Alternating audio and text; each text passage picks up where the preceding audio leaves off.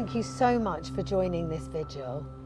For the last few years, we have held vigils around the country to remember the hundreds of people each year who die while homeless. It's really important this year that we come together virtually in solidarity, both to remember the people who've lost their lives, but also to remember that if we stand together, we can change this.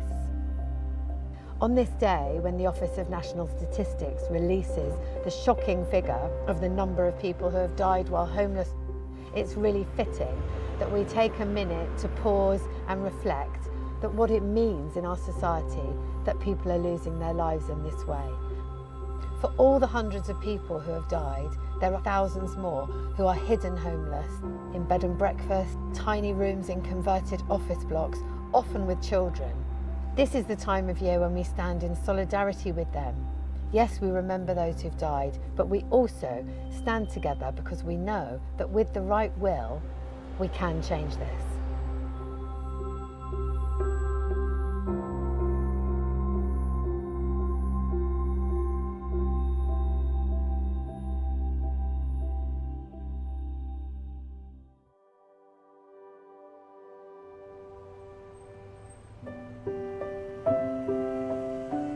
Like the rest of the country, Birmingham has seen a rapid rise of homelessness in recent years, both visible in terms of the people who are rough sleeping and street begging, but also hidden with the increased number of people in temporary accommodation and sofa surfing.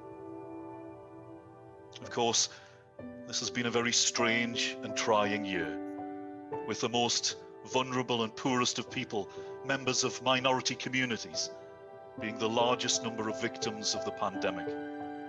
With that being said and acknowledged, I want to give thanks for the Everyone In initiative that has saved so many other lives. In Birmingham, statutory and voluntary sectors have worked so closely together to accommodate and support the majority of people living with homelessness, including those people with no recourse for public funds. That spirit of cooperation has led to respect and goodwill among agencies and organisations. And we must build on that goodwill as we face what will be a major social crisis, with high unemployment and the increase of destitution. We are so worried about this coming winter because emergency shelters cannot open due to COVID restrictions. So we must work together to prevent other deaths. That's why this Candlelit Vigil is so important, because it offers an opportunity to remember the victims of homelessness in our society. But it is also a reminder that we need to fight for justice. Remember the victims and shine a light on the housing emergency.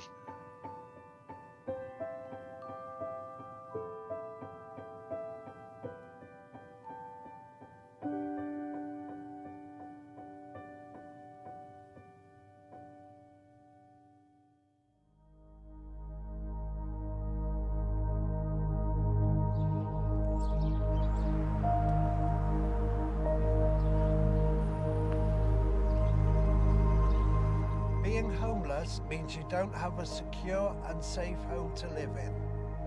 It can also mean having no means to get food, nowhere to get warm, and no place to be safe. When I was street homeless nearly 35 years ago, the only thing that made it bearable was having somewhere safe and secure to go during the day. Unfortunately, I became homeless again 2 years ago. The reality is that things are even harder now. If we continue to have a lack of safe and secure housing and services and support, people will continue to lose their lives. Tonight, our thoughts are with the families and friends of people who have lost their lives and who have suffered. If you're watching, stand with us and light a candle in memory of all those homeless and vulnerable people who have lost their lives.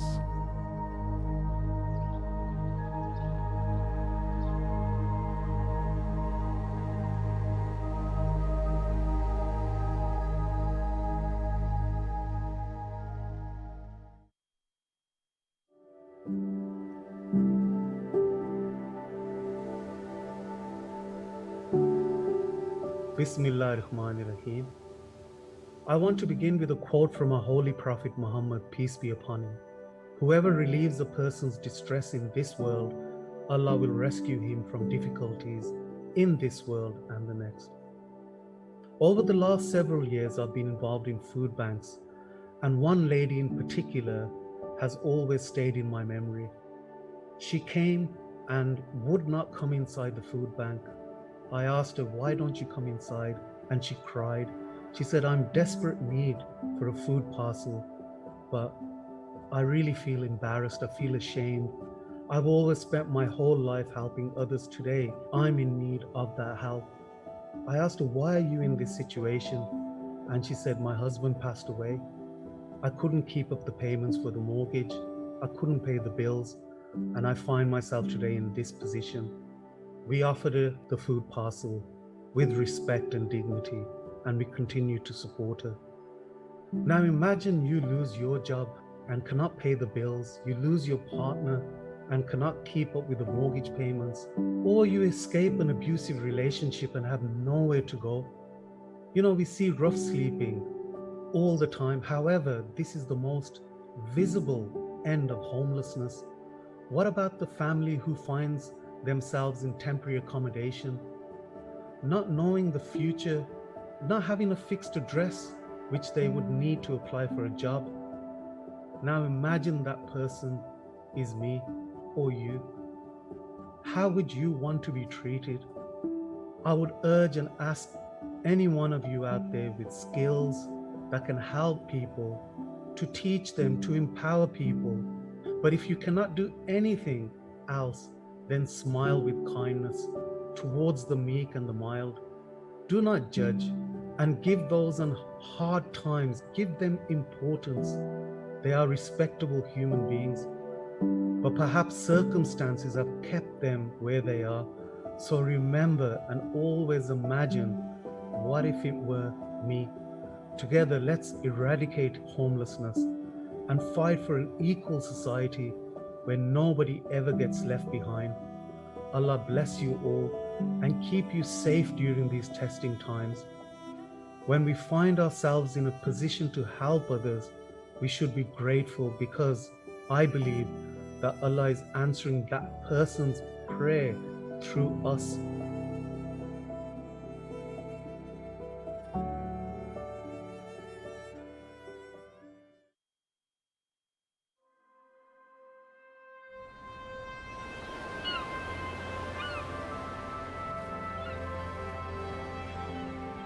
I may be small, you can't see me at all.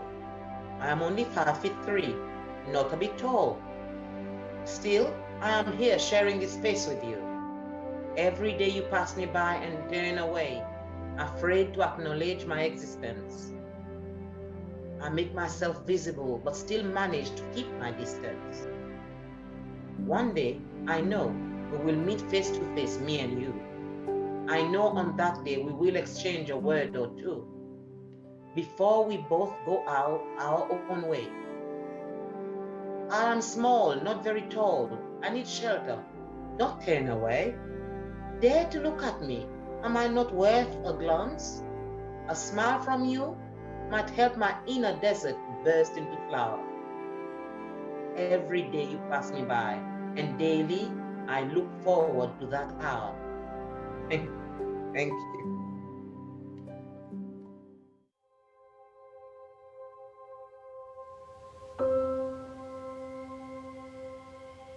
Relationships has been extremely important, especially during this last year. It's been particularly challenging.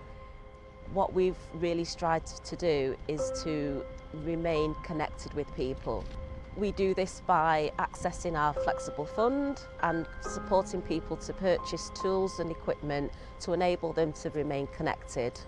The team would like to offer sincere condolences to all those who have lost their lives, to friends, family and loved ones. Let's all work together to help prevent further deaths from happening.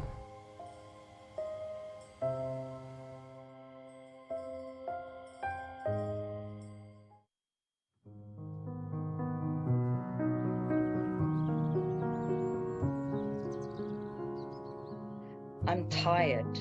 I'm tired of being told there's a national crisis. I'm tired of hostel rooms with silverfish in the bathroom. I'm tired of automated email replies.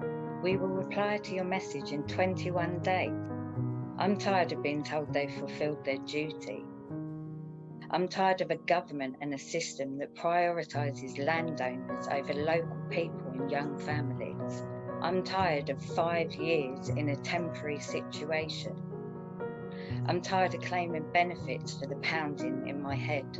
I'm tired of seeing my son spend all his teenage years living in different places, never knowing where or when next. I'm tired of feeling unworthy, detailing over and over again why I can't work and find my own accommodation. I'm tired of seeing the excessive gap between the haves and the have-nots in the same street. I'm tired of being grateful for scraps of humanity. I'm tired of being ignored. I'm tired, but most of all, I am.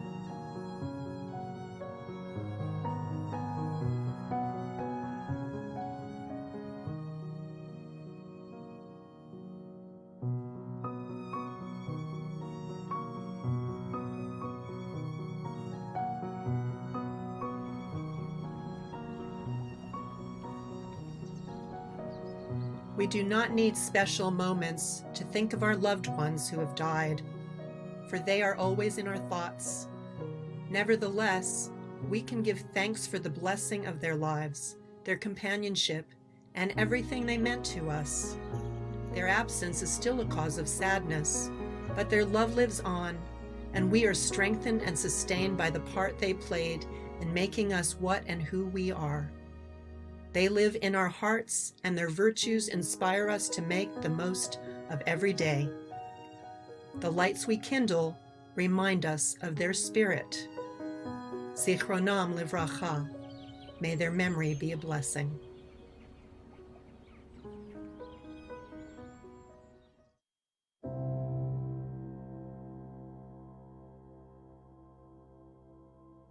The experience of homelessness and the experiences of those of us who work alongside people who are homeless, I suppose, begins with a positive story with coronavirus, in that so very quickly we proved that we are able as a nation to get lots and lots of people who were sleeping rough inside. And that really showed a massive effort and highly praiseworthy. And I'd want to thank the government for the work they put in to making sure that we could have everybody in quite early on in March. Of course, since then, the news is not so positive. The key factors that tend to produce homelessness, things like loss of income, loss of relationship, a breakdown of mental health, these are all things that we see exacerbated by periods of lockdown, by the restrictions that we've all been living under over these last few months. And so the pressures that make more people homeless are not going away. They've been exacerbated. And we do have to worry about when some of the current restrictions cease, then we'll get more people who find themselves homeless, perhaps a sudden spike in the number of cases.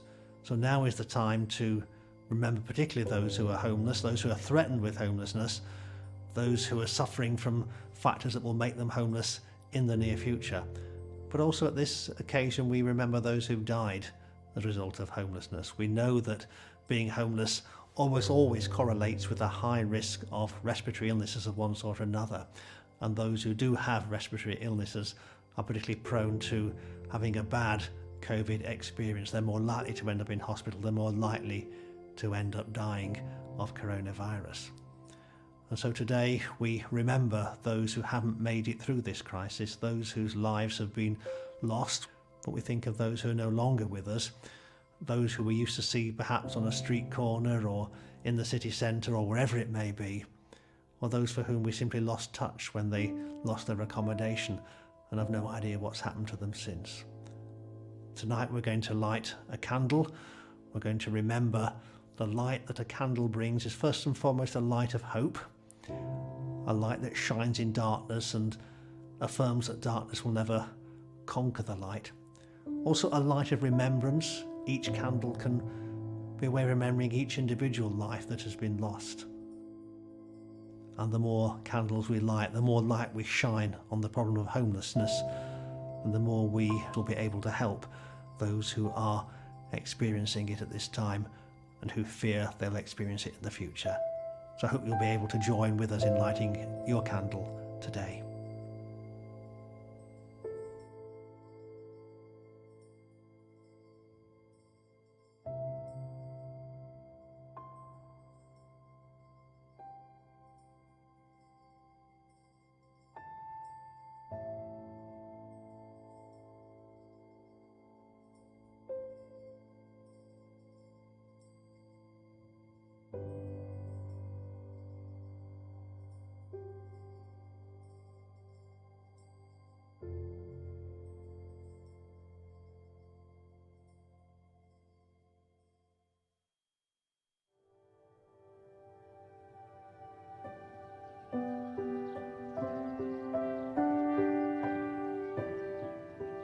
In the rising of the sun and in its going down, we remember them. In the blowing of the wind and in the chill of winter, we remember them. In the opening of buds and the rebirth of spring, we remember them. In the blueness of the sky and in the warmth of summer, we remember them. In the rustling of the leaves and in the beauty of autumn, we remember them. In the beginning of the year and when it ends, we remember them. When we are weary and need of strength, we remember them. When we are lost and sick at heart, we remember them. When we have joys and yearn to share, we remember them. So long as we live, so they shall live too, as they are part of us, as we remember them.